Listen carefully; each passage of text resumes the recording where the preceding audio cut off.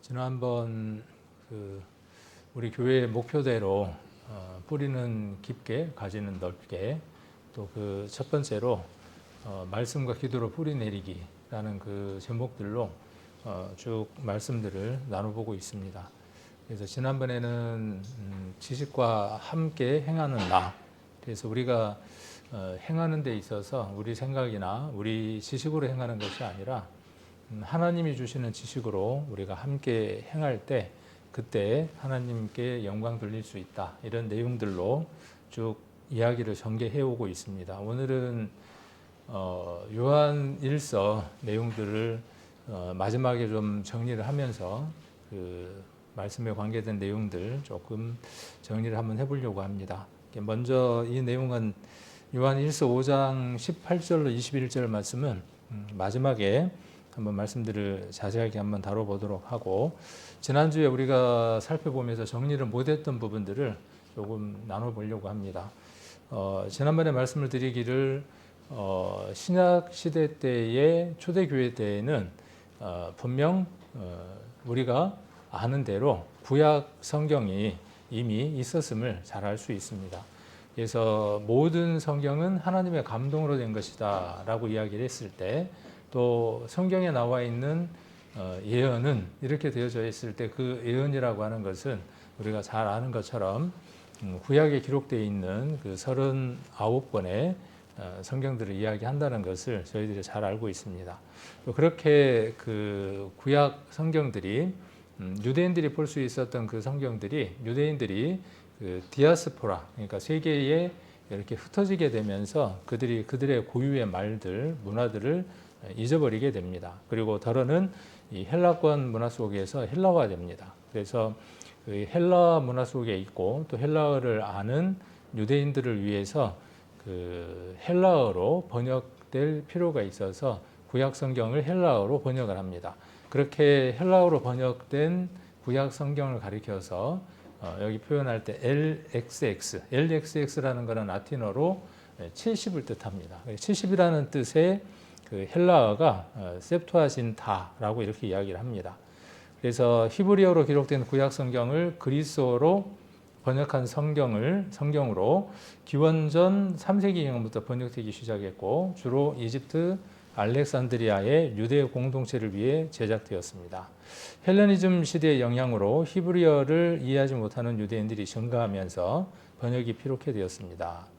70인역이라는 이름은 전승에 따르면 72명의 유대 학자가 각각 번역하였으며 그들의 번역이 일치했다는 전설에서 유래합니다. 실제로는 여러 시기에 걸쳐 다양한 번역자들이 작업한 결과물이지만 그저 관습적으로 LXX 라틴어로 70인역 이렇게 불리웁니다.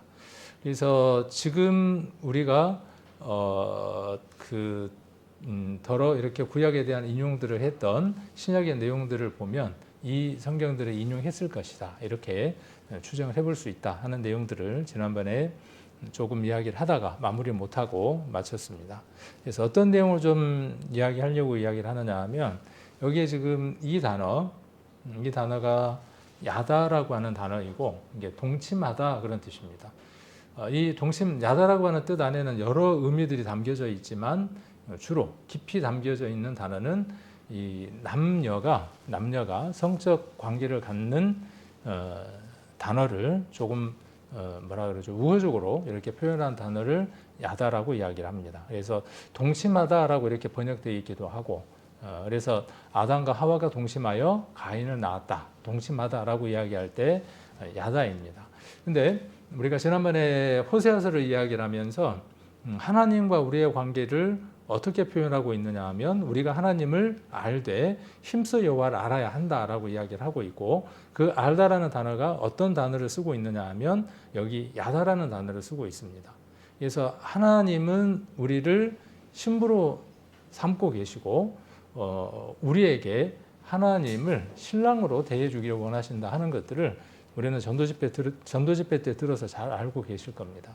하나님은 우리를 향해서 어떤 것도 꺼리낌 없이 부끄러움 없이 다 내어놓으셨습니다.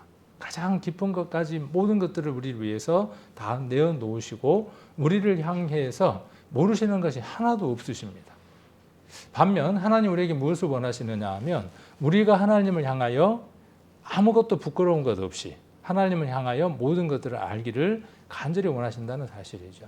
그때 그 알기를 원한다고 하는 것은 부부가 첫날 밤을 보내는 것처럼 제가 그런 얘기를 자주 하지만 세상에서 다 자라서 이 벌거벗고 만날 수 있는 관계는 부부밖에 없습니다. 제가 이렇게 이야기를 하거든요.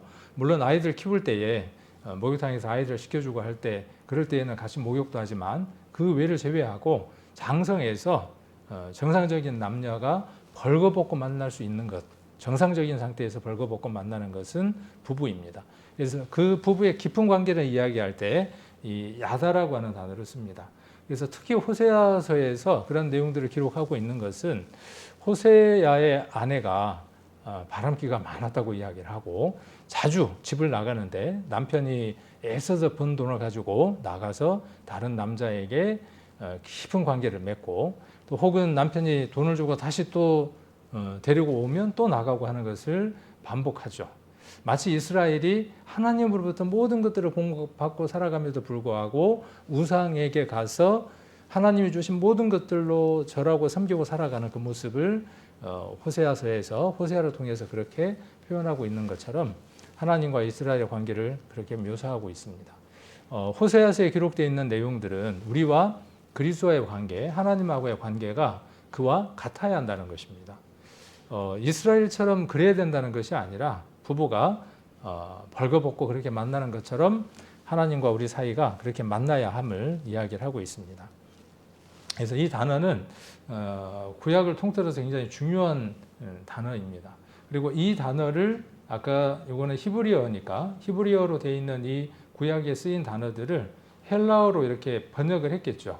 헬라 말로 아까 LXX니까 70인형에서 구약에 있는 단어들을 이 헬라 말, 그리스 말로 1대1로 대응해서 단어를 번역을 했겠죠. 그렇게 번역할 때의 단어는 기노스코라고 이렇게 이야기를 합니다. 기노스코라고 이렇게 되어 있습니다. 왜 제가 이 단어들을 찾고자 하느냐 하면 신구약을 통틀어서 이 단어들이 통일성 있게 쓰였기 때문에 그렇습니다. 구약에도 하나님과 우리의 관계를 표현할 때, 하나님과 이스라엘 백성을 표현할 때 깊은 관계를 그렇게 표현했고 그 단어로 신약에 와서 우리가 그리스도를 알고 그리스도와의 관계가 맺어지는 그 의미들을 1대1로 동일하게 이 단어로 쓰고 있습니다. 근데 우리가 보는 성경에는 그냥 알다, 아는 것 이렇게만 번역이 되어져 있어서 조금 깊은 의미들을 볼 수가 없습니다. 그래서 그런 조금 깊은 부분들을 우리 성도님들하고 보고 싶어서 어렵기는 하지만은 이런 내용들을 공유하려고 이런 단어들을 여기다 적었습니다. 그 다음 여기 이 다트라고 하는 단어는 그냥 지식적인 것. 그러니까 그래서 지난번에 말씀드릴 때 여기가 좀 더 깊은 관계적이고 마음에 관계된 것이다 그러면 이쪽은 조금 지식적인, 경험적인, 일반적인 지식들을 가리켜서 다트라고 이야기를 합니다. 그러니까 하나님을 아는 지식을 다트라고 이야기를 하고 있습니다. 우리가 하나님을 알아야만, 하나님을 깊이 알아야만, 이 깊이 알아야만 한다라고 할 때 이 알아야 된다는 말이 여기 이야기하는 지식입니다. 그래서 하나님은 어떤 분이고, 하나님은 천지를 창조하실 수 있는 분이고, 인간 역사를 이끌어 가시는 분이고, 지금 많은 교회에서 하나님에 대한 지식을 온전하게 알려주지를 못합니다. 그냥 어떤 하나님이냐 하면 그냥 뜬구름 잡는 하나님입니다. 지금 우리 교회가 전도 집회 때 이야기하는 부분에 한 10분의 1 아니면 50분의 1 정도만 교회에서 이야기를 한다면 그들이 하나님에 대한 지식을 온전하게 가질 수 있을 겁니다.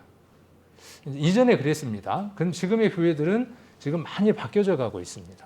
어떤 시간들을 내서 하나님이 어떤 분인지 그 신학에서 이야기하는 신론처럼 하나님에 관한 학문처럼 어떤 시간들을 내어서 하나님이 어떤 분인가에 대한 내용들을 전해줍니다.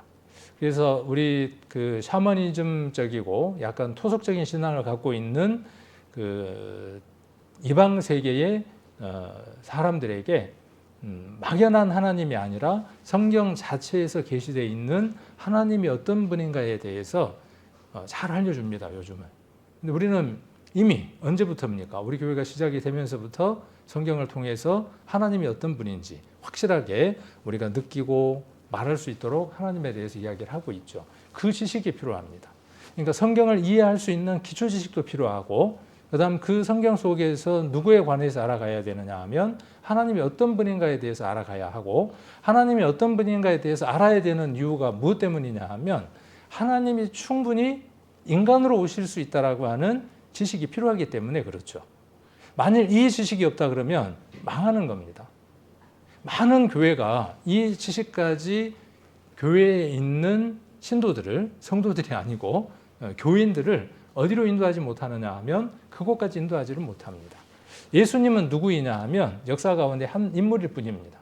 그래서 실제로 이렇게 조금씩 물어보면 어떻게 처녀가 아이를 낳을 수 있답니까? 라고 이야기를 하면 눈빛들이 막 흔들리기 시작을 합니다. 예수님에 대한 그 실체적인 믿음이 없는 겁니다. 예수님이 하나님이시다고 하는 그 확실한 믿음이 그들에게는 존재치 않습니다. 그런데 거기에 어떻게 세상 사람의 모든 죄를 다 감당시킬 수 있고 자기 죄를 그곳에 넘길 수 있냐는 거죠. 그걸 통해서 어떻게 복음까지 도달할 수 있냐는 거죠. 제가 이야기를 하는 이유는 무엇 때문에 그러냐 하면 우리가 알고 있는 지식이, 우리가 지금까지 들었던 그 지식들이 우리의 영을 살리고도 남을 만한 지식이 우리에게 있다는 겁니다. 그런데 그 지식으로 우리는 많은 사람들에게 무엇을 이야기할 수 있어야 하느냐 하면 그 하나님에 대해서 말할 수 있어야 하고 전할 수 있어야 합니다. 그리고 우리는 어디까지 인도해 줄 수 있습니까? 그분이 당신을 찾으신다라고 이야기해 줄 수 있고, 결국에 가서는 무엇을 해줄 수 있도록 이 많은 지식들, 이걸 통해서 무엇을 할 수 있도록 이 하나님과 관계를 가질 수 있도록 하는 것까지 끌어가 줄 수 있죠. 그렇죠? 그러니까 이 둘은 동전의 양면처럼 뛸래야 뛸 수 없는 관계 속에 있는 겁니다. 그래서 우리가 성경에 대한 이 깊은 지식들이 없으면 결국은 망하는 겁니다. 그래서 호세아서에서 내 백성이 무엇이 없어서 망한다고요? 자, 이게 없어서 망하는 겁니까? 이게 없어서 망하는 거예요. 그런데 이게 왜 없는 겁니까? 그 하나님과 일체될 수 없는, 한 몸이 될 수 있는 무엇이 없기 때문에요. 그것이 무엇인지, 하나님이 어떤 분인지에 대한 선지식, 먼저 가져야 할 지식이 없기 때문에 망하는 거니까 4장에서는 내 백성이 지식이 없어서, 이것이 없어서 망한다고 이야기를 하고 있습니다. 그리고 6장 6절에서 지난주에 우리가 하나님이 무엇을 원하신다고요? 제사를 원하십니까? 하나님 뭘 원하시고? 인내를 원하시고 하나님 또 뭘 원하신다고요? 하나님을 아는 것을 원한다 그랬습니다. 번제나 제사를 원하는 것보다 인내를 원하고 하나님을 아는 것을 원한다. 그 하나님을 아는 것을 원한다라고 하는 호세아 6장 6절에 안다는 말은 이것이었습니까? 이것이었습니까? 그죠? 뭐 이렇게까지 복잡하게 성경을 봐야 될 필요가 있을까? 근데 그렇게 성경에서는 이런 부분들을 단어를 통해서 우리에게 알려주고 계십니다. 그래서 우리가 이런 깊은 것까지를 이해한다면 더 좋을 것 같다는 생각이 듭니다. 그래서 하나님에 대한 내용들을 알고 있어야 하고, 그 다음 이것이 어디까지 넘어가야 되느냐 하면 6장 1절로 3절에 나와 있는 말씀처럼 여호와를 알자, 힘써 여호와를 알자 하는 것까지로 들어가야 하겠죠. 그래서 하나님은 어떤 분이라고요? 마치 새벽 빛이 일정하게 나오는 것처럼 그렇게 하나님께서는 우리에게 모든 은혜를 베풀어 주시는 분이다. 그리고 이스라엘에게 어떤 비였다 그랬죠? 어떤 비? 새벽 비? 네. 두 가지 비였잖아요. 네. 늦은 비하고 이른 비에 대한 이야기를 했었죠. 그래서 그 이른 비와 늦은 비는 하나님이 이스라엘에게 복을 주신다고 하는 내용들에 대한 대명사인 것들을 지난번에 한번 살펴볼 수 있었죠. 그래서 우리는 이 둘에 대해서 깊이 관심을 둘 필요가 있습니다. 더 알아가야 됩니다. 하나님에 대해서 우리가 아는 지식들이 점점 많아질수록, 이 지식은 어떻게 있습니까? 온 세계에 충만합니다. 이 지식은 없는 곳이 없습니다. 땅끝까지 어느 곳에든 하나님에 대한 지식들은 차고 넘칩니다.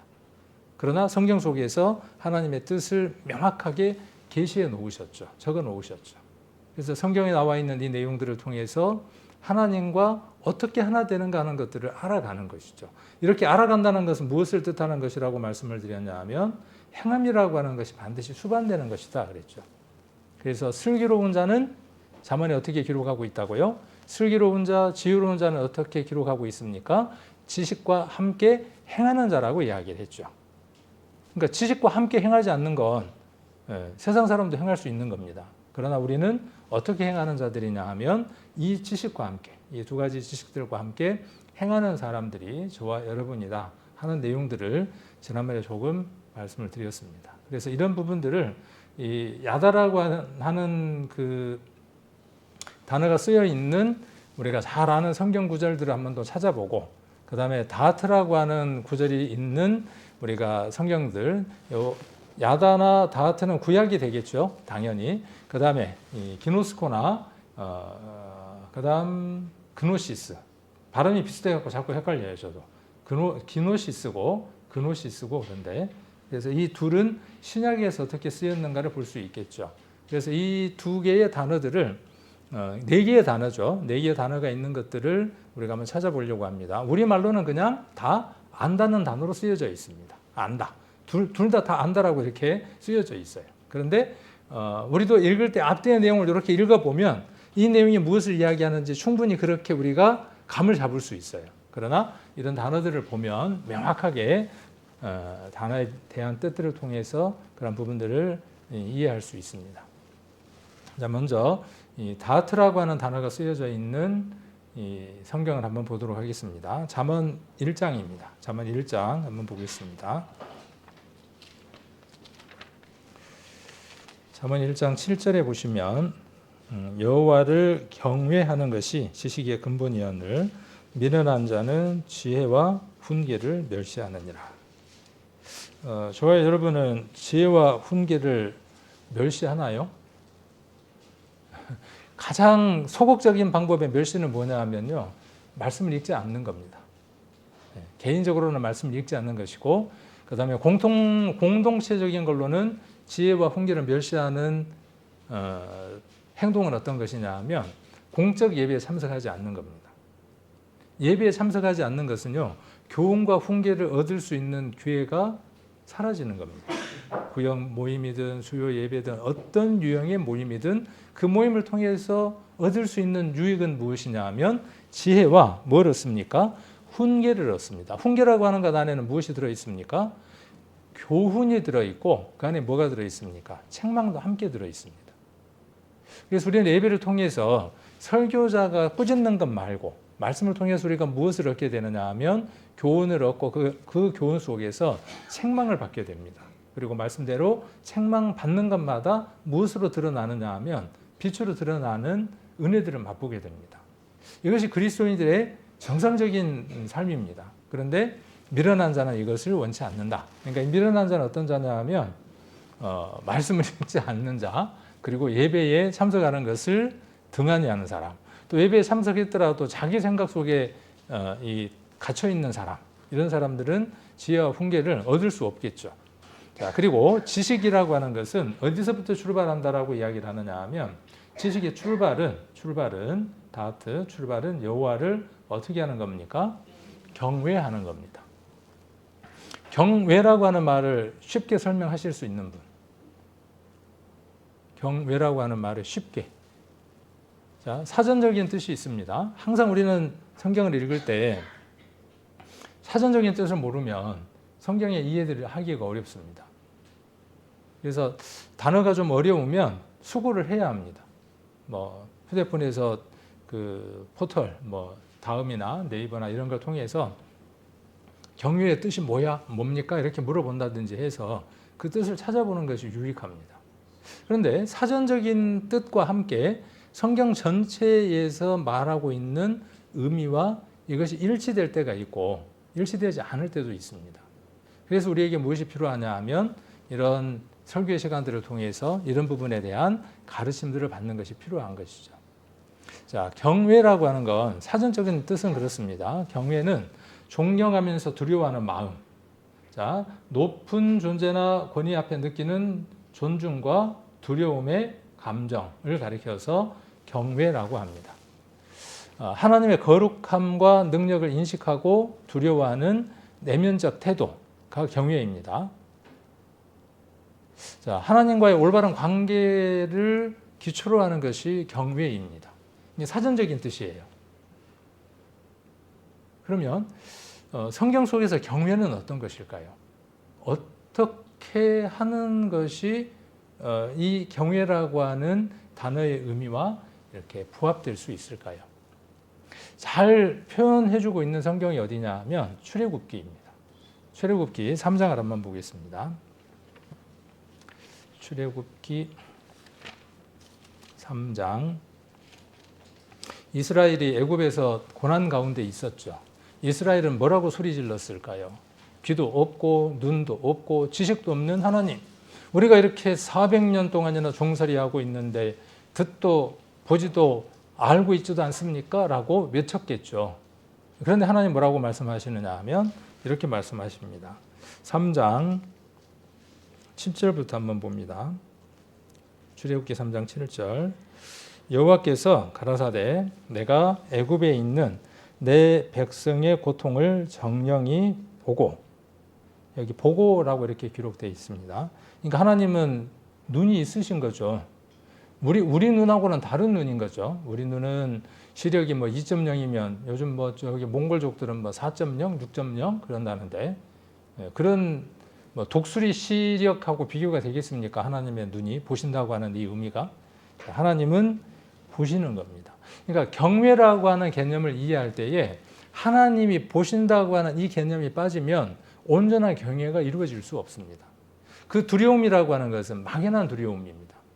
루터 같은 경우는 천둥이 치거나 벼락 소리가 나거나 그러면, 천둥 벼락 같은 얘기네요. 우르릉 황 소리가 나면 책상 밑으로 두려워하면서 기어 들어갔답니다. 왜 그랬냐 하면 심판하시는 하나님, 두려운 하나님. 그 루터는 자기 아버지가 굉장히 폭력적이고 두려운 아버지 상이었대요. 그래서 그 아버지 상과 하나님의 그 아버지 상이 동일시 되어져 있는 겁니다. 그러니까 루터에게 있어서 경외심은 어떤 것이냐 하면 그 아버지를 그렇게 두려워했던 것처럼 두려움입니다. 많은 사람들이 경외라고 이야기를 할 때 두려움을 먼저 이야기를 합니다. 여기에도 두려움이라고 하는 게 먼저 있었죠. 그런데 그 두려움은 어떤 두려움이어야 되느냐 하면 하나님이 24시간 CCTV 켜셔서 보고 계신다 그 말이에요. 보고 계시면 어떻게 하셔야 되겠습니까, 우리가? 자, 이게 우리 내면에서 우리가 가져야 되는 마음의 상태이고, 그러면 보고 계시면 우리가 어떻게 되겠습니까? 자, 교회 안에만 성전이니까 하나님이 계신다고 일반 교회에서 생각한다고 우리가 그렇게 이야기를 했습니다. 그래서 교회 오면은 뒤꿈치를 들고 조용조용, 강제상에는 아무나 못 오고 막 이런 생각들을 가졌고 그렇게 교육을 했잖아요. 그걸 뭐라고 가르쳤냐면 경건이라고 가르쳤어요.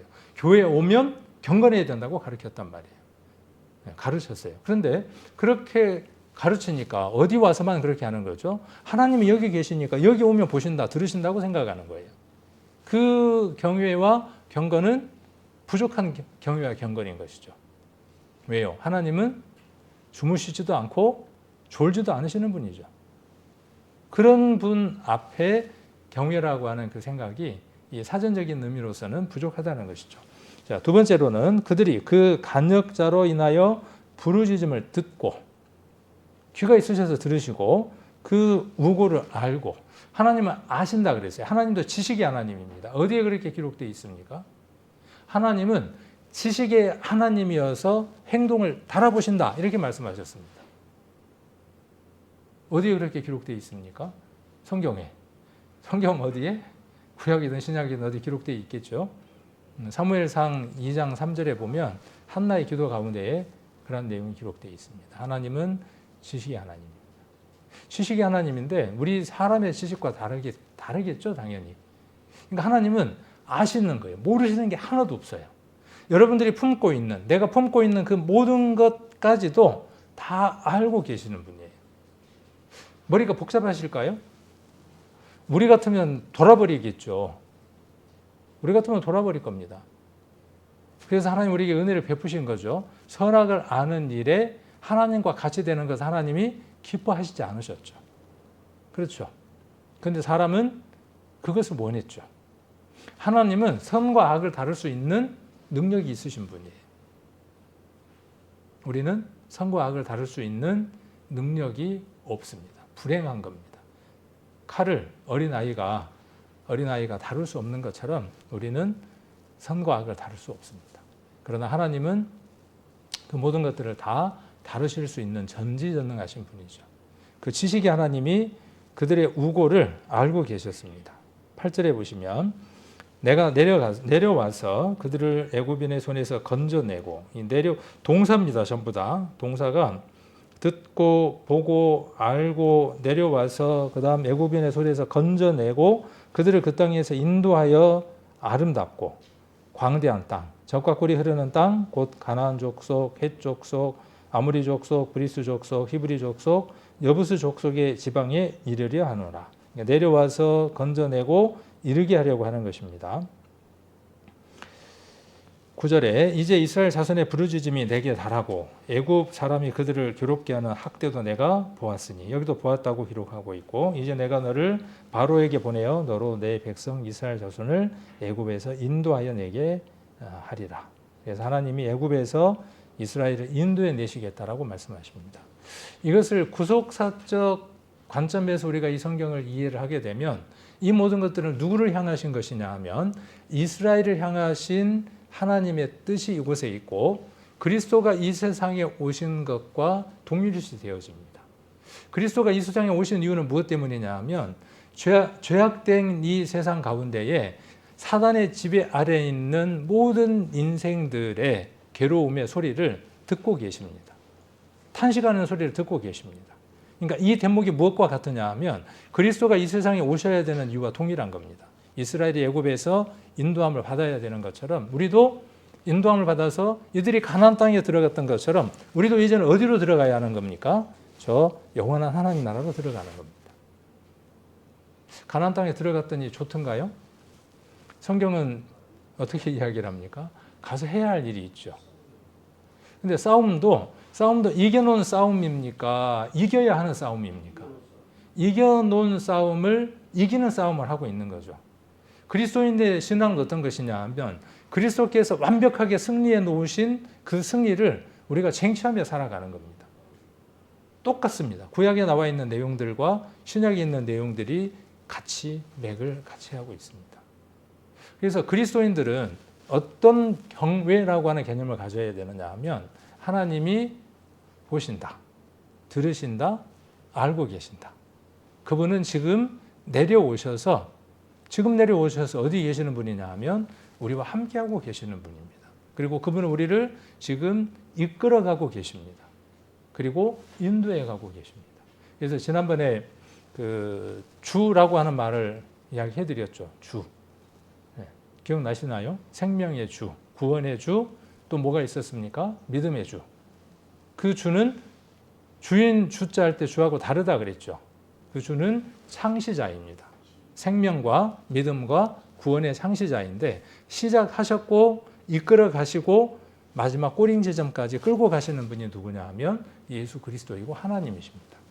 그분이 누구의 주인이냐 하면 저와 여러분의 주인입니다. 뭐 감흥이 없네요. 감동이. 뭐 당연히 안 얘기를 뭐 또 오늘 저녁에 또 하고 있어? 그래도 한 번 더 이야기를 하는 거죠. 그래도 그분이 누구냐 하면 내 하나님입니다. 내 하나님. 엘로의 이스라엘. 야곱이 이스라엘이라는 이름으로 바뀌었죠. 그리고 후에 여러 많은 것들을 경험하고 난 이후에 그 지명의 이름을 뭘로 불렀냐 하면 엘로의 이스라엘이라고 하는 지명으로 불렀습니다. 그 말의 이름이 뭐냐 하면 하나님은, 전능하신 하나님은 이스라엘의 하나님이다라는 얘기예요. 많은 걸 겪어보니까 하나님은 어떤 분이라는 거예요. 그 전능하신 하나님이 늘 함께 계시면서 나의 하나님이더라 라는 간증을 누가 한 거죠? 야곱이 한 겁니다. 저와 여러분의 삶들도 어떻습니까?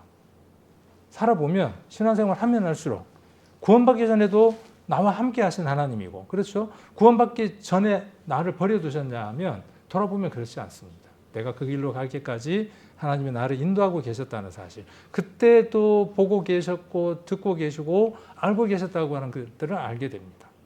그리고 나로 하여금 예수 그리스도를 만나게 하고 만난 이후도 나를 끌고 가고 계심을, 이끌고 가고 계심을 우리는 알게 됩니다. 자, 이것이 무엇의 출발이냐 하면 경외의 출발입니다. 자, 그러면 거기에서 무엇이 나오냐 하면 태도가 나옵니다. 삶이 나옵니다. 그것을 가리켜서 무엇이라고 이야기하느냐 하면 경건이라고 이야기를 합니다. 그러니까 경외와 경건은 한 집안 식구예요. 앞에 성씨가 같잖아요. 외자 이름인데 성은 경이고 이름은 외고 하나는 건이고 그래요. 외자 이름들이 외자 이름이에요. 외자. 외와 건. 경외. 경건. 그렇습니다. 한 집안 식구예요.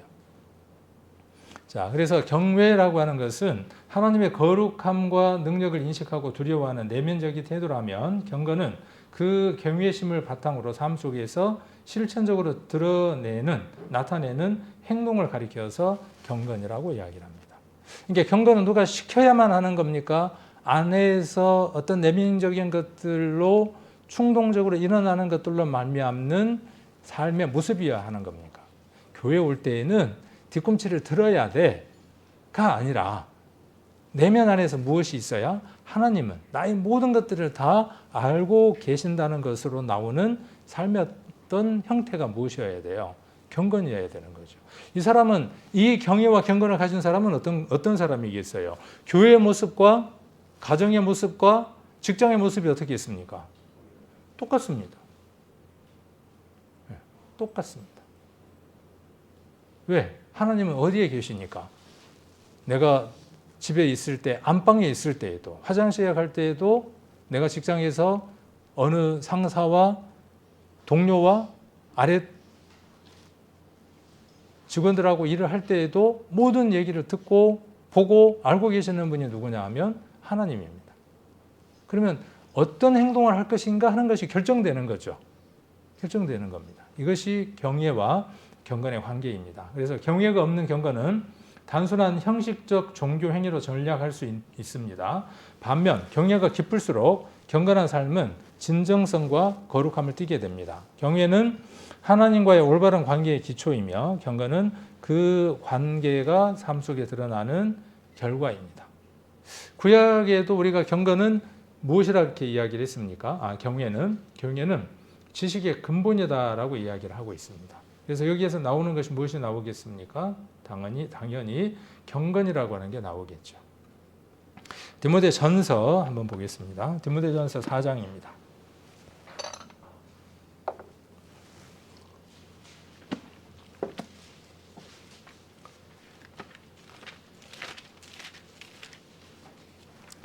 (4장) 7절 한번 보겠습니다. 디모데전서 4장 7절, 8절 같이 한번 읽겠습니다. 망령되고 허탄한 신화를 버리고 오직 경건에 이르기를 연습하라. 육체의 연습은 약간의 유익이 있으나 경건은 범사에 유익하니 금생과 내생에 약속이 있느니라. 자, 여기 바울이 디모데에게 쓴 편지 가운데에서 경건에 대한 이야기를 하고 있죠.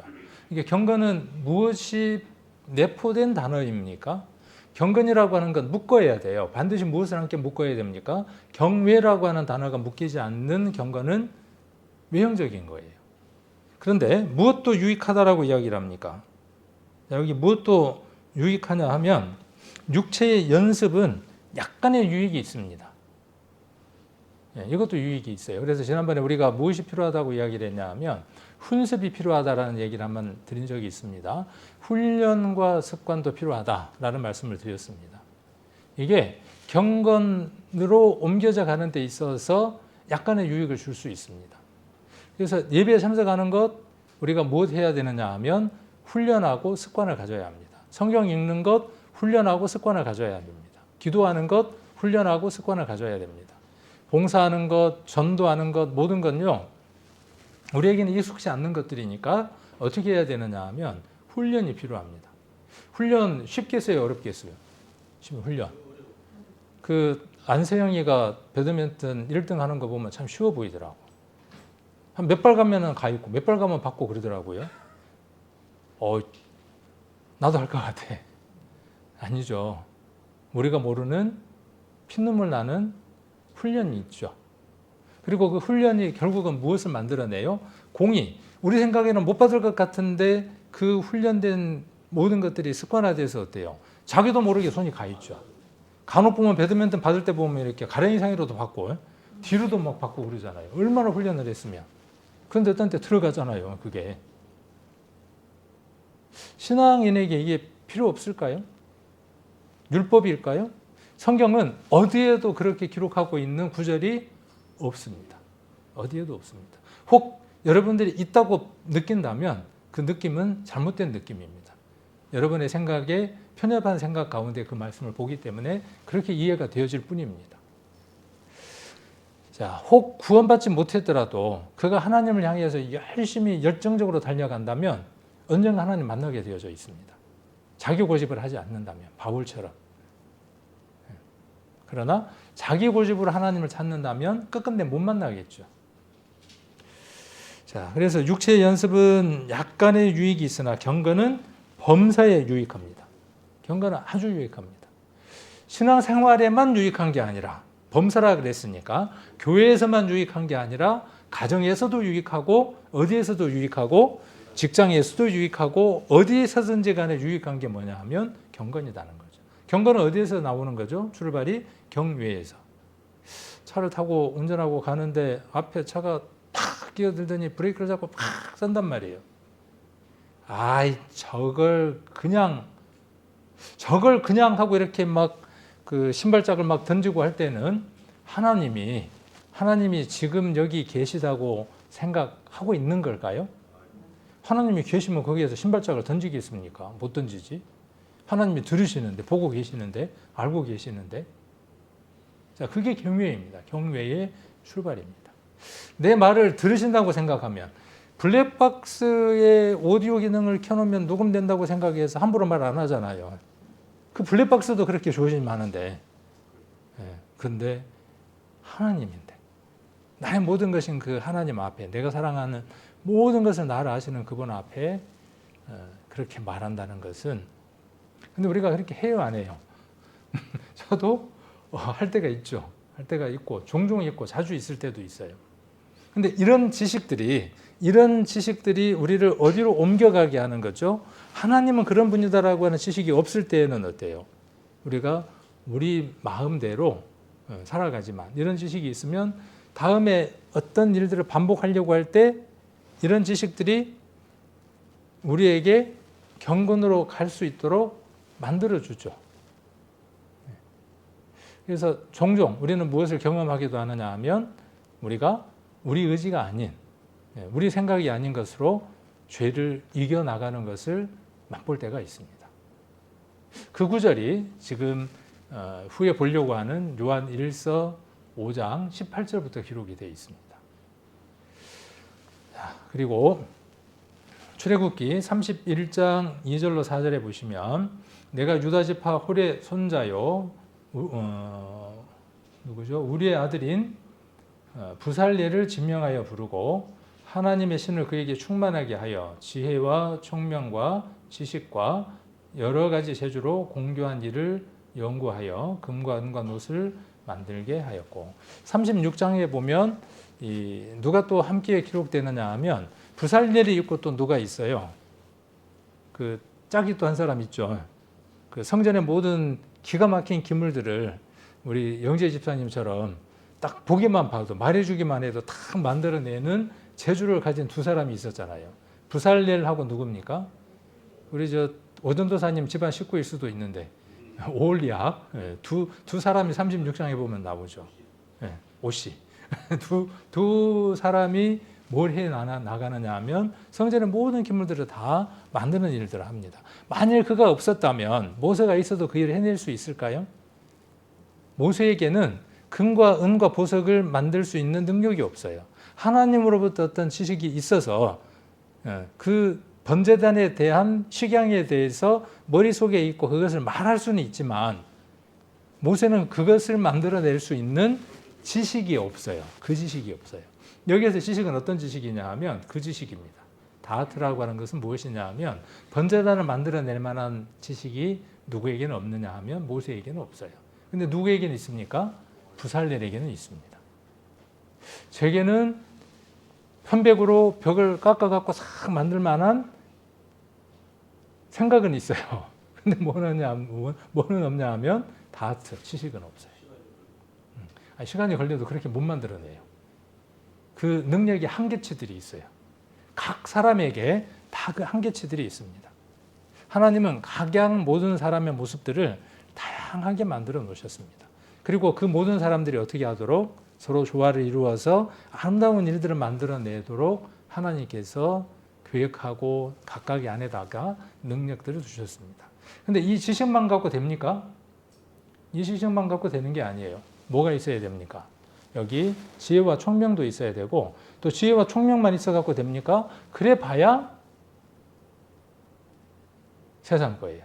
그래 봐야 잘 만든 물건일 뿐이에요. 그렇죠? 우리 세상 일도 그렇잖아요. 세상에 대한 많은 지식이 있어도 그가 기가 막힌 무엇인가를 만들어내도 다만 세상만 조금 바꿔낼 뿐이에요. 세상만 조금 윤택하게 만들 뿐이에요. 그런데 그 모든 것들이 무엇이 함께하게 되면요, 지혜와 총명과 지식, 그것에 무엇이 함께하게 되면 하나님의 신이 그에게 충만하게 되면 어떻게 되어집니까? 하나님의 기물로, 성물로 기가 막히게 쓰여지는 거죠. 그러니까 우리의 자녀들이, 우리들이 하나님을 향해서 많은 것들을 배워가되, 알아가되, 돈도 벌고 모든 것들을 해나가야 되겠죠. 그 해나가야 되는 목적점들이 어디에 있어야 하는 거죠? 하나님의 신이 가득 임해서 그 모든 일들이 누구를 향할 수 있도록? 하나님을 향할 수 있도록, 하나님의 일에 쓰임받을 수 있도록 방향을 정해주는 것이 저와 여러분이 우리가 해야 될 일들이죠. 우리 개인에게도 그 일을 해야 하고, 자녀들에게도, 모든 사람들에게도 이 일을 해야 하는 거죠. 어떤 사람들은 말재주가 참 좋은 사람이 있습니다. 말을 맛있게 잘하는 사람이 있어요. 말도 맛이 있어요. 틀림없이. 어느 사람은 굉장히 유머러스하게 이야기를 잘 풀어가는가 하면, 어느 사람은 똑같은 얘기인데 되게 어렵게 이야기를 해요. 저 같은 사람이죠. 똑같은 얘기는 아주 재밌게 이야기하는 사람이고, 또 어떤 사람은 그 개를 그렸는데 개인지 소인지 고양이인지 도통 알아보기 어려운 그림을 그린단 말이에요. 어느 사람 보면 그렸는데 보니까 또 뭐처럼 그리냐 하면 또 고양이처럼 그려요. 사진하고 똑같이 그려냅니다. 제가 30년을 연구하고 그림을 그린다고 그렇게 그려낼까요? 안 돼요. 제게는 어떤 게 없냐 하면 그게 없어요. 음악도 마찬가지예요. 각각 모든 분야에 있어서 재능들이, 재주들이 각각 있습니다. 그 모든 것들이 누구를 향해서 드려질 때 지혜와 총명과 지식이 누구를 향해 갈 때, 하나님을 향해 갈 때 그것이 선인 겁니다. 아름다운 것입니다. 노래를 잘합니다. 근데 그 노래로 밥을 벌어먹고 사는 데서, 그러면 그냥 밥벌이일 뿐이에요. 그렇죠? 그 기가 막힌 꾀꼬리 같은 목소리로 밥을 벌어먹고 살면 자기 말대로 그냥 밥만 벌어먹고 사는 거죠. 그러나 그것으로서 누구를 찬양하면, 하나님을 찬양하고 영광을 돌려드리면 달라지는 것이죠. 모든 것이 그렇다는 것이죠. 자, 그 다음 신약에서는 그것을 다하트라고 하는 것을 그노시스라고 이야기를 합니다. 그노시즘이라고 이야기를 하면 영지주의가 됩니다. 영지주의라고 하는 것은 특별한 지식을 깨달으면, 영적인 지식을 깨달으면 거룩해진다는 거예요. 좀 우리하고 좀 비슷한 것 같아요? 비슷한 것 같지 않아요? 우리도 뭔가 깨달으면 된다 그러죠. 그러니까 우리를 어떻게 오해하냐 하면 그노시즘, 영지주의로 오해하는 사람들이 되게 많습니다. 그러니까 복음주의가 그렇게 오해받을 가능성들이 농후합니다. 왜 그러냐 하면 깨달으면 된다고 이야기를 하거든. 깨달으면 된다는 거예요. 그 뒤에는요, 아무 필요도 없다는 거예요. 그게 영지주의의 특징입니다. 그런데 온전하게 깨닫고 온전하게 무엇인가를 알게 되면, 오늘 제가 계속 이야기하고자 하는 게 뭐냐 하면, 지식은 어디까지 연결되어지느냐 하면 진정한 다하트는 야다라고 연결되어지도록 되어져 있습니다. 그래서 하나님하고 맞닿게 되고 그는 다른 삶들을 살아가게 됩니다. 자, 로마서 11장 33절에 깊도다 하나님의 지혜와 지식에 부요하며 그의 판단은 측량치 못할 것이며 그의 길은 찾지 못할 것이로다. 여기 지식이라고 할 때 그노시스라고 되어 있고 이 지식은 아까도 이야기했던 것처럼 하나님을 알만한 모든 지식들 플러스 일반적인 지식들 또 경험상 알아가는 모든 지식들 이 모든 것들을 다 포함하는 것이지만 여기에서는 특별히 무엇에 관한 것이죠? 하나님에 대한 지식입니다. 하나님에 대한 지식은 어떻다는 거죠? 부요해요. 풍성하고 많아요. 하나님을 아는 지식이 우리 안에 들어오면 이 부요함이라고 하는 게 함께 오겠죠. 풍성함이라고 하는 것도 함께 오겠죠. 하나님을 아는 지식이 우리 안에 오면요. 부족한 게 없어요. 네, 충만합니다. 만져지는 걸까요? 어떤 저울에 달아질 수 있는 걸까요? 아닙니다. 그러나 저울에 잴 수 없을 만큼 무거운 무게와 풍성함이 하나님을 아는 지식에 있습니다. 베드로전서 3장 7절에는 남편 된 자들아 이와 같이 지식을 따라 너희 아내와 동거하고 저는 더 연약한 그릇이요 또 생명의 은혜를 유업으로 함께 받을 자로 알아 귀히 여기라. 이는 너희 기도가 막히지 아니하게 하리 함이라. 여기 남편 된 자들아 이와 같이 지식을 따라라고 이야기를 하고 있는데 이 지식은 여기 앞에 나오는 이 지식과 단어는 같습니다. 그노시스라고 해서 단어는 같지만 무엇을 말하고 있는 것이냐 하면 남편이 누구에 대해서 알아가는 겁니까? 아내에 대해서 알아가는 지식에 대해서 이야기를 하는 겁니다. 아, 우리 아내는 이러이러할 때 좀 민감하게 반응을 하는 것 같아. 우리 남편은 이렇게 할 때 조금 좋아하는 것 같아. 이 지식입니다. 우리도 마찬가지죠. 우리 하나님은 우리가 이렇게 할 때 하나님이 기뻐하셔 라고 하는 게 하나님을 향한 지식인 것처럼 서로가 서로를 향한 무엇이 있느냐 하면 지식이 있습니다. 그러니까 똑같은 그노시스라고 하는 단어를 썼다고 해서 이 단어가 무조건 다하트나 이런 것들이 무조건 하나님을 향한 지식을 말한다기보다는 때로는 그것이 하나님을 향한 지식이고 아까 부살렐 같은 경우에는 그가 특기가 있었죠. 그 특기에 대해서 지식으로 그렇게 이야기를 하고 있습니다. 그래서 우리는 무엇도 있어야 되느냐 하면 사람을 알아가는 지식이 있어야 됩니다. 사람을 잘 알아가는 학문이 뭘까요? 많은 학문이 있겠죠. 그런데 지금은 제가 보기에는 사회복지도 그 가운데 하나가 아닌가 하는 생각을 한번 해봅니다. 그래서 아동에 대해서, 청년에 대해서, 또 이 노년에 대해서, 여성에 대해서 어떤 특성들이 있는가, 학자들에 따라서 그런 특성들을 배우게 되죠. 그런 특성들을 알게 되면 많은 지식이 쌓입니다. 그리고 그 지식들은 다시 어디와 연결되어질 수 있느냐 하면 성경 말씀들과 연결되어질 수 있고 복음을 전할 때도 유익하게 쓰입니다. 제가 이전에 들었던 지식 가운데 하나 어떤 게 있었냐 하면 사람은 모든 기력이 쇠해질 때 맨 마지막까지 남아있는 기력 하나가 있다라고 들었어요. 그게 뭐냐 하면 청력이라고 들었어요. 거의 이제 대부분들이 그런 얘기들을 많이 합니다. 그러니까 청력은 마지막까지 남아있다는 거예요. 다른 손도 못 움직이고 눈도 깜빡깜빡 할 수 없지만은 듣는 거는 마지막까지 남아있대요. 입증할 수 있을까요? 근데 어느 정도의 그 학문적인 근거가 있으니까 그렇게 이야기를 할 거 아닙니까? 그래서 우리도 끝까지 놓지 않는 거죠. 끝까지 놓지 않는 겁니다. 놓지를 않는 겁니다. 그가 복음을 들을 수 있는 기회가 있다고 생각이 된다면 임종 마지막까지 찾아가서 그 귀에다 대고 뭐라고 이야기를 하는 겁니까? 복음을 이야기를 하는 거죠. 우리가 그런 지식들이 있기 때문에 하나님을 아는 지식을 그 순간까지도 전하는 거죠. 그래서 많은 유익들이 있습니다. 우리가 사람을 알아가는 이 지식도 많은 유익들을 우리에게 가져다 줍니다. 그래서 이것도 성경 볼 시간이 없는데 이거 할 시간은 없겠죠.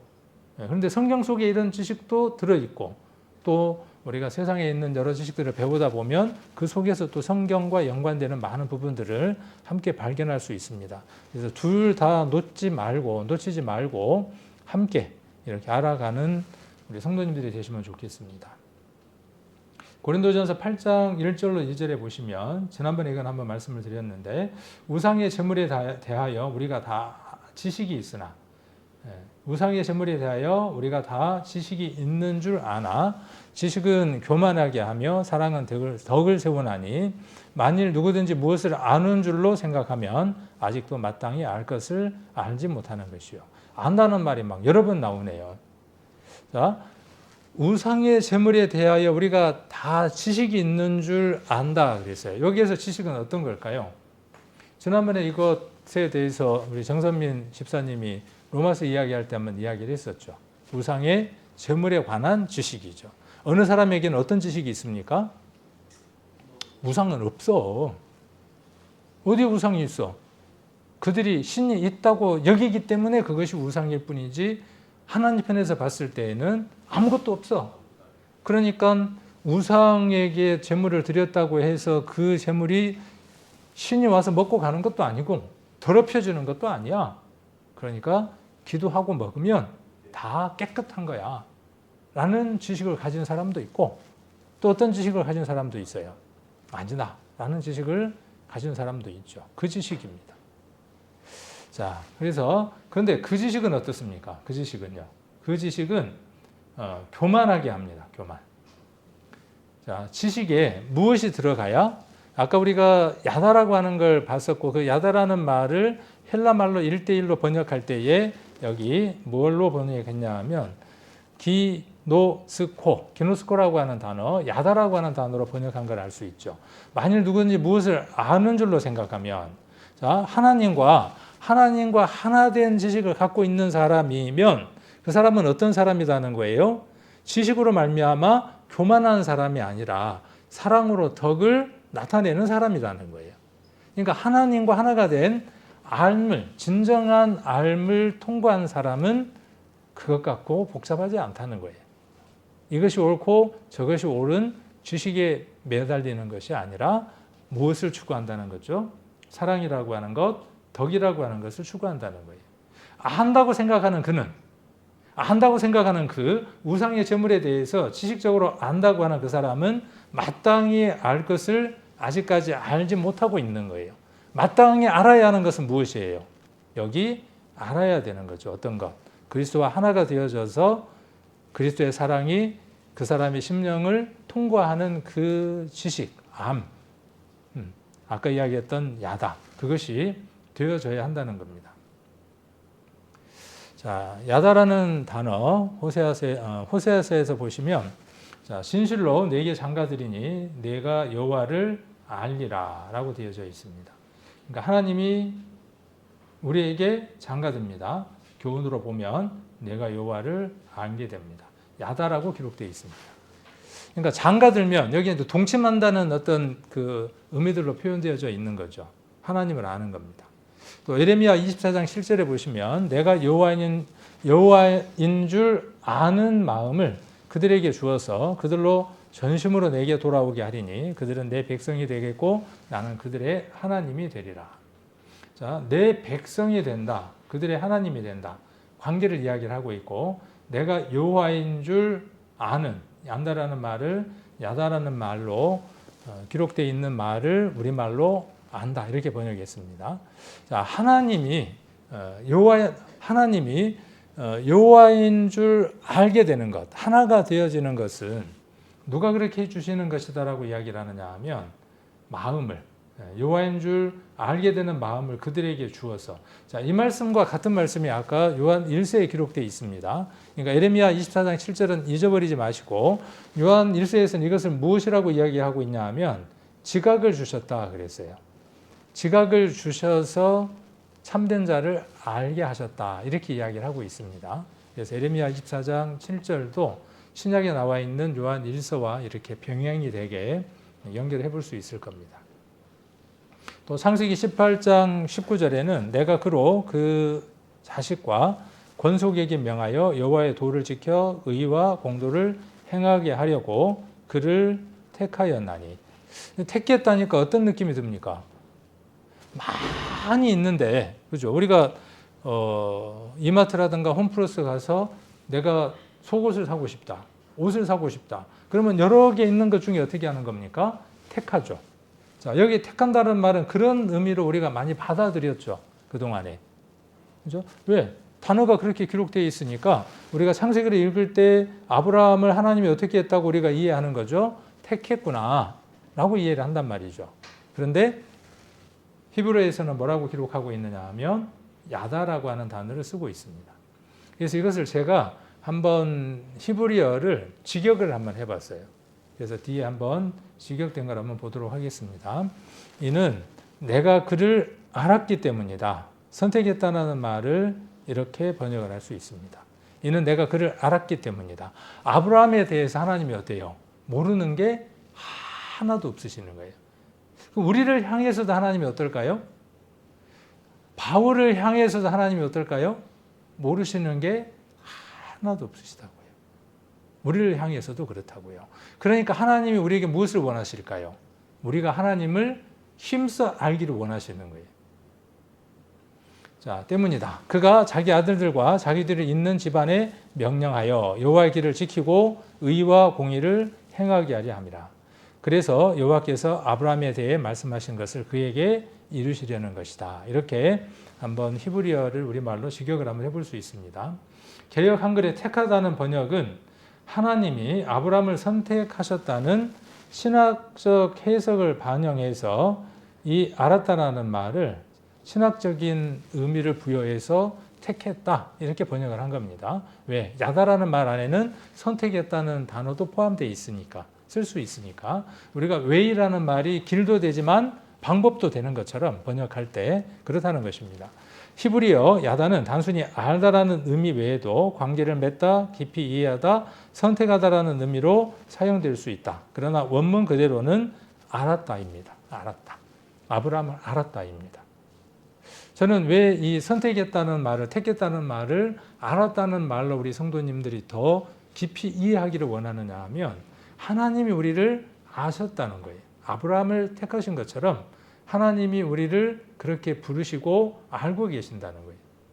구약에 나와 있는 아브라함이라고 하는 그 인물이 특별한 인물이 아니라 하나님께는 나도 아브라함처럼 모든 것을 알게 된 택함 받은 한 귀중한 사람이라고 하는 사실을 우리가 알았으면 좋겠다 하는 마음에서 이 단어도 한번 살펴봤습니다. 오늘 요한 1서로 한번 돌아가서 5장을 한번 보겠습니다. 여기까지 올려니까 엄청 바쁘네요, 시간이. 요한 1서 5장이 한번 보시면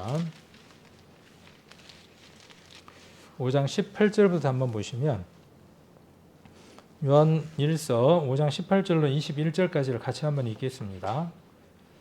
하나님께로서 난 자마다 범죄치 아니하는 줄을 우리가 아노라. 하나님께로서 나신 자가 저를 지키심에 악한 자가 저를 만지지도 못하느니라. 또 아는 것은 우리는 하나님께 속하고 온 세상은 악한 자 안에 처한 것이며 또 아는 것은 하나님의 아들이 이르러 우리에게 지각을 주사 우리로 참된 자를 알게 하신 것과 또한 우리가 참된 자 곧 그의 아들 예수 그리스도 안에 있는 것이니 이는 참 하나님이시요 영생이시라. 자녀들아 너희 자손을 지켜 우상에서 멀리하라. 21절은 좀 따로 빼고 싶죠. 왜냐하면 18절하고 20절 사이 18절과 19절, 20절에 포함될 것 같지 않는 약간 생뚱맞은 의미로 들어있는 것 같은 느낌이 들잖아요. 아니, 그 아는 거하고 영생을 얻는 거하고 우상에서 멀리하는 거하고 관계가 있나요? 관계가 있죠. 깊은 관계가 있죠. 자, 그래서 이 말씀을 한번 이렇게 정리를 한번 해봤습니다. 여기 지금 18절로 20절까지 내용에 보면 안다라는 말이, 우리말로 안다라는 말이 몇 번 나오느냐 하면 4번 나옵니다. 제가 한번 찾아봐 드릴게요.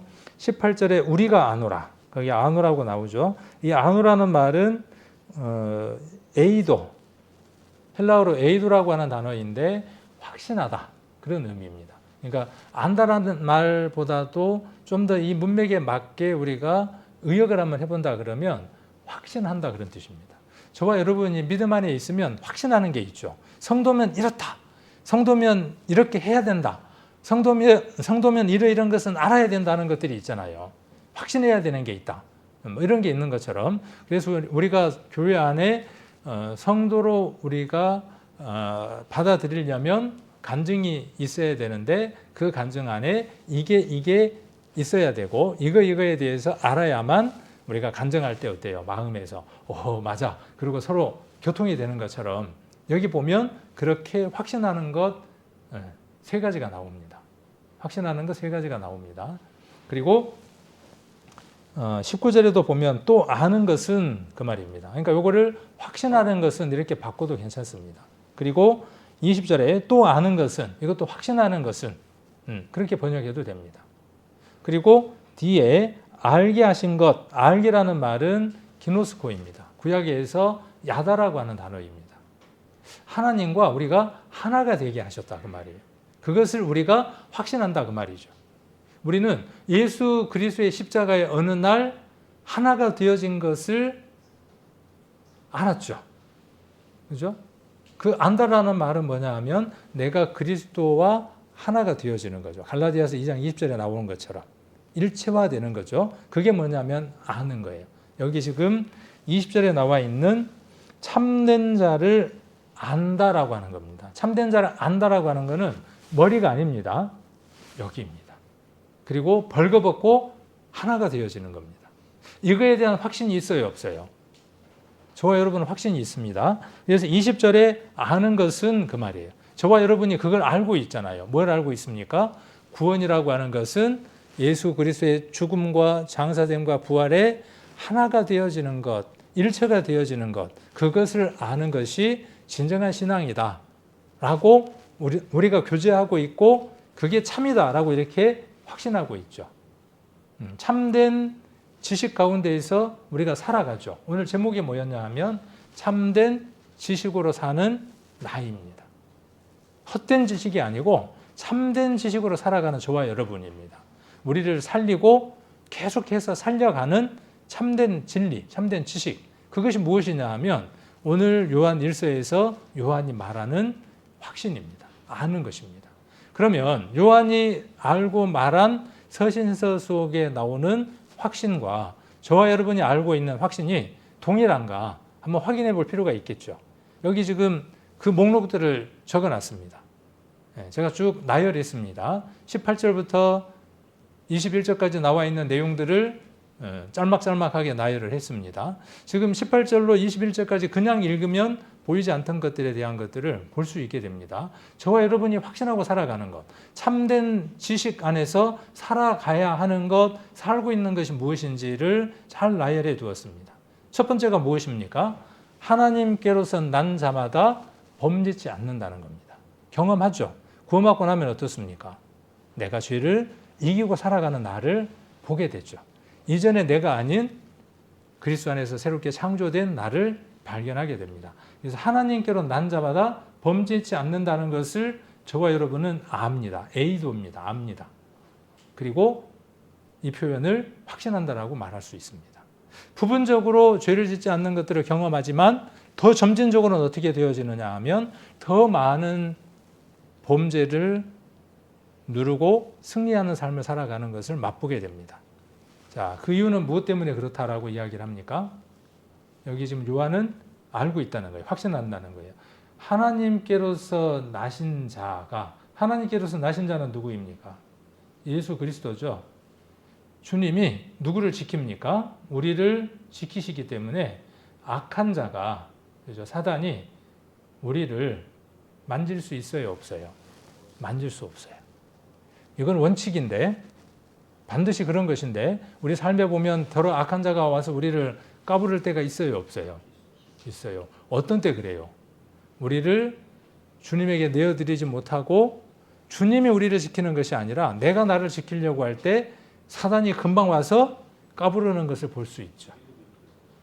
그래서 하나님께로서 난 자가 저와 여러분을 지킵니다. 이거 모르는 사람 있습니까? 알아야 한다는 거죠. 확신이 있어야 된다는 거예요. 이 확신이 없으면 참된 지식으로 사는 자가 아닙니다. 자, 그리고 우리는 하나님께 속하고 온 세상은 악한 자 안에 처한 겁니다. 예전에 우리 오전도사님께서 이 악한 세상에 속했다고 하는 내용들에 대해서 여러 말씀들을 통해서 한번 우리 성도님들하고 교제를 해주셨죠. 우리는 어디에 속해 있습니까? 하나님께 속해 있습니다. 따로 불러서 모임을 갖게 한 에클레시아라고 하는 하나님의 특별한 공동체 안에 있습니다. 하나님께 속해 있습니다. 자꾸 어디로 가려고 그래요? 세상으로 자꾸 가려고 하는 거예요. 이것을 알아야만 참된 지식 속에서 살아가는 겁니다. 자, 하나님의 아들이 이르러 우리에게 무엇을 주십니까? 지각을 주십니다. 주신다고요. 그러니까 어떻게 해야 돼요? 확신해야죠. 아, 하나님의 아들이 우리에게 지각을 주시는구나. 그럼 지각을 주시면 어떻게 해야 되겠어요? 잘 사용해야 되겠죠. 자, 그리고 우리로 참된 자를 알게 하셨어요. 우리가 구원받은 것은요, 아까 에레미야서에 기록되어 있는 것처럼 우리가 하나님을 알게 된 것 같지만 실은 하나님이 그 시간 우리와 함께 하셨기 때문입니다. 우리가 구원받고 나서 돌아보면 아슬아슬했던 적들이 참 많잖아요. 위태로웠던 적들이. 그러나 그 모든 것 안에서 하나님 우리를 지키시고 오늘 이 자리까지 있게 한 거죠. 그 모든 것들이 누구의 능력이냐 하면 하나님이 그렇게 하신 겁니다. 우리로 참된 자를 알게 하신 겁니다. 또 우리가 참된 자, 곧 그의 아들 예수 그리스도 안에 있는 거죠. 여기 속하고 안에 있고, 자, 이걸 모르면요, 이걸 확신하지 않으면요, 참된 지식 속에서 살아가는 게 아니라 엉뚱하게 살아간다고요. 제 생각에는 요한 1서 5장 18절로 21절까지만 잘 암송하고 실천해도 부족함이 없을 것 같아요. 이것만 꼭 붙들고 살아도. 자, 그리고 그는 누굽니까? 참 하나님이시고 무엇입니까? 영생입니다. 자, 이 말씀과 여기에 있는 이 말씀들을 묶어서 쉽게 이야기해 놓은 성경이 요한복음 17장 3절입니다. 안 찾아도 우리가 다 암송하고 있는 거죠. 영생은 유일하신 참 하나님과 그의 보내신 자 예수 그리스도를 아는 것이다. 그 안다라는 말은 이 그노시스일까요? 아니면 기노스코일까요? 자, 동침하다라는 말일까요? 아니면 머리로 안다는 말일까요? 예수 그리스도를 아는 것이다라고 할 때 이제 앞뒤 문맥들을 다 읽어보면 그 단어가 헬라어 단어로 무엇으로 쓰였을 것이다 우리가 추측할 수 있고 찾아보면 확실하다는 걸 알 수 있을 겁니다. 그러니까 영생은 유일하신 참 하나님과 그의 보내신 자 예수 그리스도를 아는 거니까 머리로 아는 게 아니라 야다인 거예요. 예, 여기 기노스코인 거예요. 한 몸이 되어지는 거예요. 하고 영지주의가 아니고, 그렇죠? 영지주의가 아니라 지금 여기도 뭐라고 이야기를 하고 있습니까? 여기도 참된 자를 아는 겁니다. 여기 기노스코입니다. 그래서 우리는 성경들을 읽으면서 우리 성도님들이 이 말씀 가운데에서 내가 어떻게 이 말씀들을 실천하고 우리가 삶 가운데 적용하고 살아가야 할 것인가 하는 부분들에 좀 더 관심을 갖고 살아야 한다는 겁니다. 많이 머리로 아는 것도 중요하고, 그렇죠? 많이 아는 것도 중요하고 그것만큼 어떻게 하는 것이 중요하다는 거죠. 삶에 적용하고 하나님과 일체돼서 살아가는 그 삶들이 중요합니다. 자, 자신을 지키는 겁니다. 자신 지키는 것 어떻게 하면 자신을 지킬 수 있습니까? 자기가 자신을 지킬 수 있습니까? 내가 나를 지킬 수 있는 능력이 없습니다. 이걸 확신하는 방법밖에 없습니다. 이것 외에는 방법이 없습니다. 이것이 우상에게서 우리를 멀리할 수 있는 유일한 방법입니다. 우리가 참된 지식으로 사는 방법은 오늘 이곳에 아주 잘 제시되어져 있습니다.